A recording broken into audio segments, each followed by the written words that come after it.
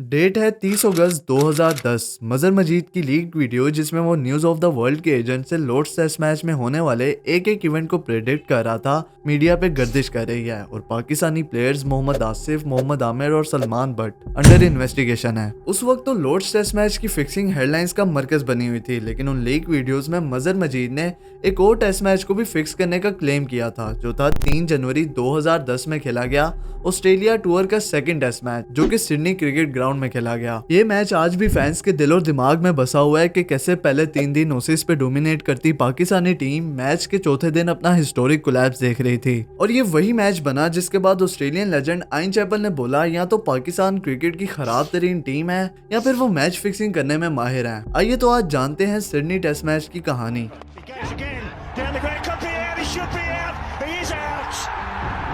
What a victory for Australia!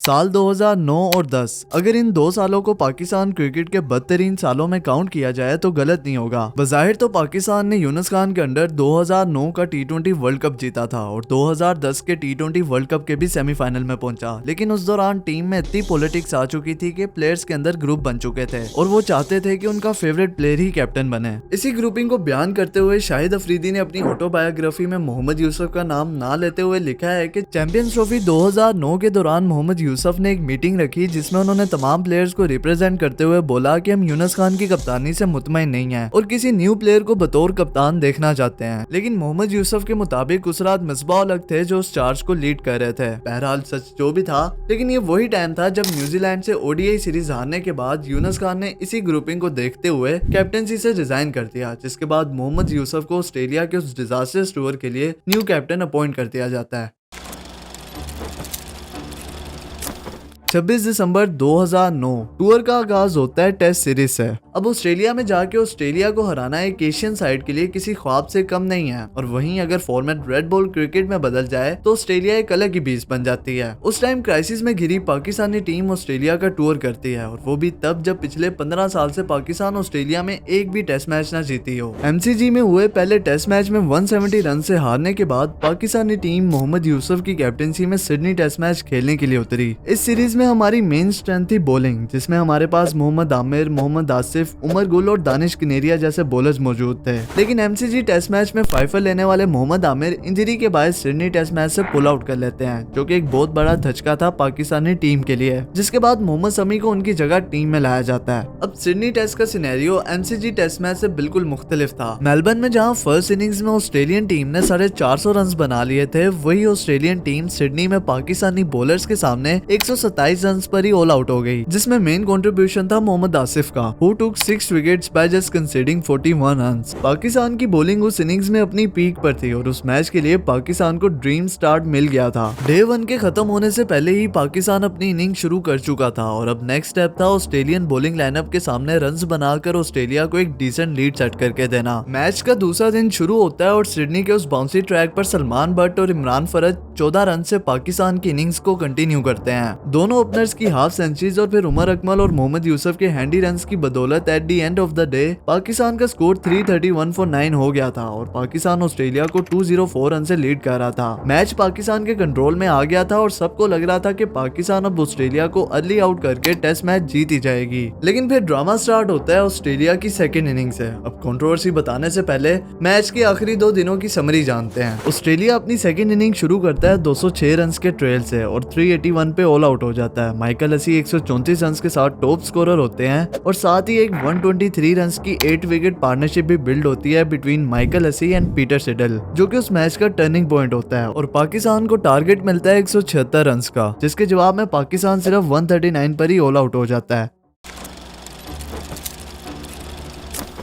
चीजें होना शुरू होती हैं एक रन आउट अपॉर्चुनिटी से। स्कोर था 105 रन्स और ऑस्ट्रेलिया के दोनों ओपनर्स क्रीज पर मौजूद थे।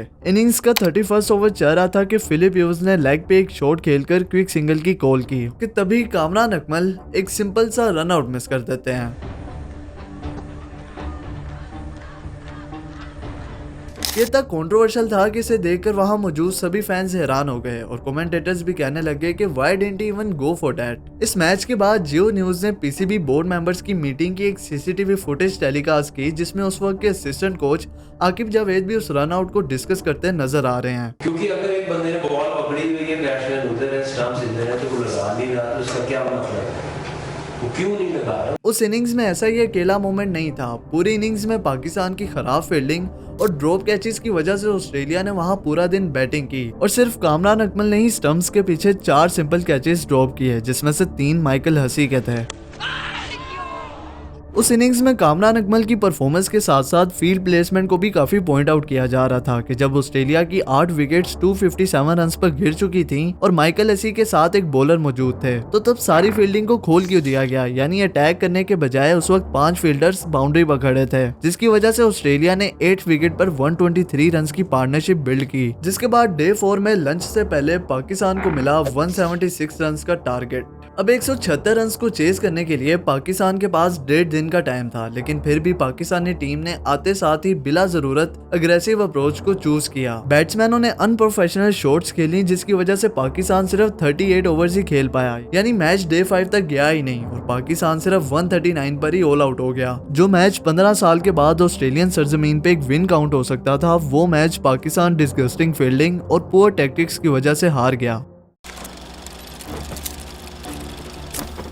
अब ये कैसे पॉसिबल है कि पास में कोई डिजास्टर्स टूर हुआ हो और उसके बाद टीम पर फिक्सिंग की एलिगेशंस ना लगी हों? एग्जैक्टली उस टूर के बाद भी यही हुआ, स्पेशली सिडनी टेस्ट मैच को लेकर, जिसके बाद पूरा मीडिया ही इस मैच को कवर करने में लगा हुआ था और जियो टीवी ने तो हद ये की कि बोर्ड मेंबर्स की मीटिंग की लीक फुटेज को ही लाइव टेलीकास्ट कर दिया, जिसमें आकिब जावेद कामरान अकमल पर अपने डाउट जाहिर कर रहे थे। फिर जो है दिमाग आपका जाता है दूसरी लाइन्स की, और वो इसलिए जाता है कि this is not new in Pakistan cricket.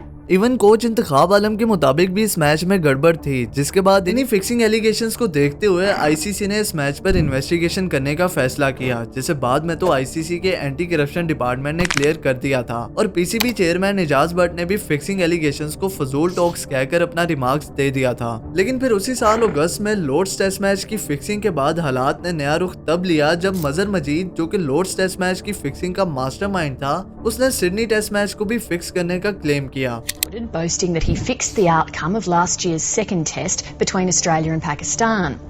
और बताया कि उस मैच से उसने 1.3 मिलियन डॉलर्स कमाए थे। सिडनी टेस्ट मैच को तो आईसीसी ने क्लियर कर दिया था, लेकिन अगर मजहर के उन क्लेम्स को देखें तो याद रहे कि कामरान अकमल उन 6 प्लेयर्स में से एक हैं जो कि मजहर मजीद के कंट्रोल में थे और उस मैच में सबसे ज्यादा डाउट्स थे भी कामरान अकमल की परफॉर्मेंस पर। और सोर्सेज ये भी बताती हैं कि सिडनी टेस्ट मैच के दौरान मजहर मजीद भी सिडनी में ही मौजूद था, क्योंकि एक ऑस्ट्रेलियन न्यूज़पेपर ने सिडनी के होटल में मौजूद मजहर की फोटोज भी पब्लिश की थी। अब ये खासा स्ट्रॉन्ग एविडेंस था जो क्लेम्स मजहर ने किए थे इस मैच को लेकर, और पाकिस्तान का वो मैच थ्रो कर देना आज भी सस्पिशियस ही काउंट होता है।